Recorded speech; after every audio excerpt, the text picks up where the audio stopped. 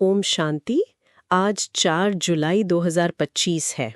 आज हम एक बहुत ही गहरे आध्यात्मिक संदेश पर बात करने वाले हैं। जी। इसकी शुरुआत एक बहुत शक्तिशाली विचार से होती है। मीठे बच्चे, बंधन मुक्त बन, सर्विस में तत्पर रहो। क्योंकि इस सर्विस में बहुत ऊंच कमाई है। 21 जन्मों के लिए तुम वैकुंठ का मालिक बनते हो। बहुत सुंदर। और इसी में एक सवाल भी है कि हर एक को कौन सी आदत डालनी चाहिए।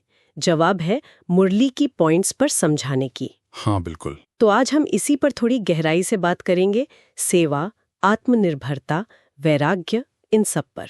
जी जरूर। ये जो सेवा की बात है ना, जिसमें कहा गया है कि ऊंची कमाई है, मतलब 21 जन्मों के लिए स्वर्ग का मालिक बनना, ये तो खैर इस संदेश का एक मुख्य बिंदु है ही। हाँ बिल्कुल। पर दिलचस्प बात यह है कि ये सेवा आत्मनिर्भरता से जुड़ी हुई है। अच्छा, वो कैसे? देखिए, संदेश में ये बात कही गई है कि ज्ञान समझने और समझाने के लिए हमें सिर्फ एक शिक्षिका मतलब ब्राह्मणी पर ही निर्भर नहीं रहना है। ये ज्ञान तो सरल है और अभ्यास से कोई भी इसे दूसरों के साथ बांट सकता है, समझा सकता है। यहां तक कहा है कि अगर शिक्षिका नहीं भी है तो भी आपस में मिलकर क्लास चलानी है, रोकना नहीं है। अच्छा, तो ये एक तरह से आप समझिए आध्यात्मिक रूप से अपने पैरों पर खड़े होने की बात है। ये बात तो वाकई सोचने वाली है। तो ये आत्मनिर्भरता फिर सेवा से कैसे जुड़ती है? हाँ देखिए, संदेश में ना दुनियावी कमाई और ये जो रूहानी सेवा है, इनकी कमाई की तुलना की गई है। अच्छा जी। जो दुनिया का सुख है, नौकरी धंधे का, वो तो मतलब थोड़े समय का है, अल्पकाल का। सही बात है। लेकिन ये सेवा, जो ज्ञान बांटने की सेवा है, इसका फल पूरे 21 जन्मों का राज्य भाग्य।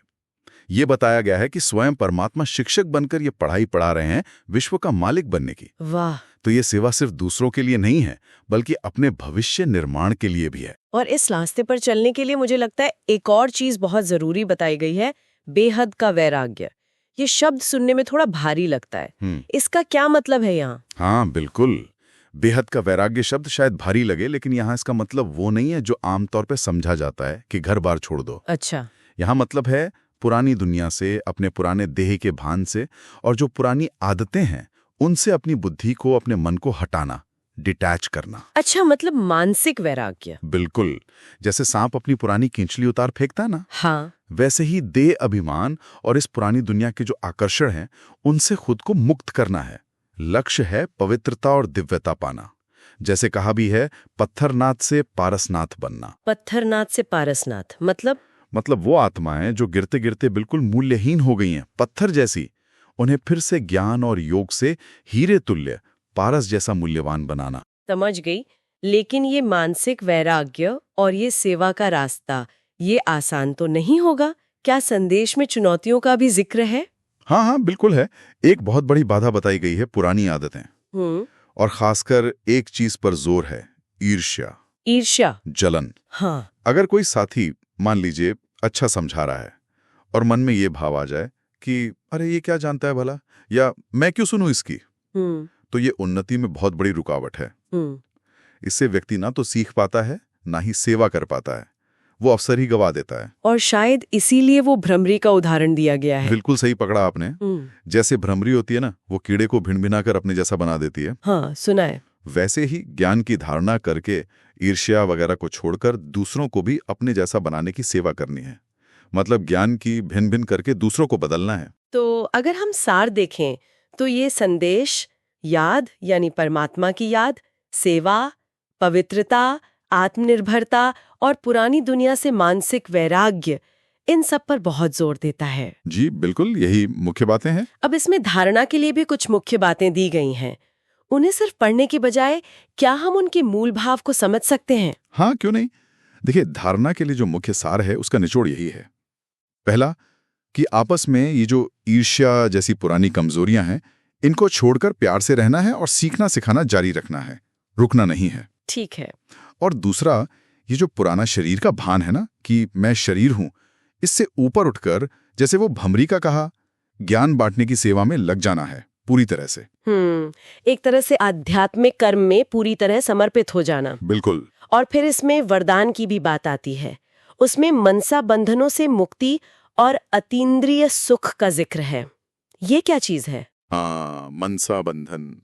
मनसा मतलब मन के, तो ये मन के सूक्ष्म बंधन है जैसे कोई व्यर्थ संकल्प, नेगेटिव सोच, या वही ईर्ष्या, आलस्य या थोड़ा अभिमान। अच्छा। इनके कारण क्या होता है कि व्यक्ति अंदर की जो सच्ची खुशी है या परमात्मा से मिलने वाला जो अलौकिक सुख है, जिसको अतीन्द्रिय सुख कहा है, यानी इंद्रियों से परे का सुख, उसका अनुभव नहीं कर पाता। तो वरदान यही कहता है कि जब इन सूक्ष्म बंधनों से मुक्त होंगे, तभी आप दूसरों को भी मुक्ति का रास्ता दिखाने वाले, मतलब मुक्तिदाता बन सकते हैं। और स्लोगन भी शायद इसी से जुड़ा हुआ है, ऐसे खुशियों की खान से संपन्न रहो जो आपके पास दुख की लहर भी ना आए। बिल्कुल, ये उसी अतीन्द्रिय सुख की स्थिति की तरफ इशारा है, जहां बाहरी बातें, दुख की लहरें असर न कर पाएं, आप अंदर से भरपूर हों।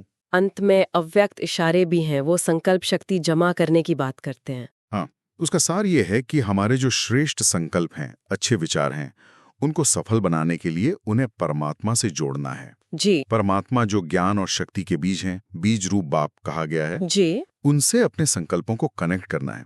इससे क्या होगा कि संकल्पों में बल भरता है, शक्ति आती है और वो सहज ही सफल होते हैं। मतलब अपने विचारों की शक्ति को सही दिशा देनी है, एकाग्र करना है। तो कुल मिलाकर देखें तो ये संदेश एक गहरी आंतरिक यात्रा का जैसे नक्शा दे रहा है। ज्ञान में आत्मनिर्भर बनना है, निस्वार्थ भाव से सेवा करनी है, मन को पुरानी बातों से हटाना है, अपनी कमियों पर जीत पानी है। हाँ। और अंततः एक स्थायी शांति और सच्ची खुशी की अवस्था को पाना है। बिल्कुल सही समझा आपने, यही इसका सार है। ओम शांति। ओम शांति।